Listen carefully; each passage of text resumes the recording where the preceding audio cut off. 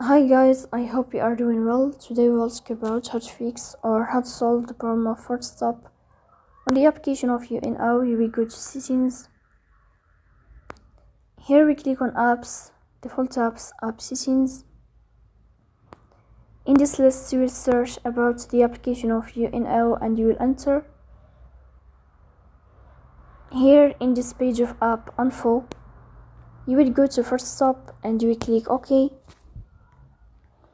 Here you will enter to the window of storage. Then here you will click on clear cache. Then you will turn off your phone and you will wait a moment to restart your phone again to fix that problem. So that's all. Don't forget to support us by like and subscribe.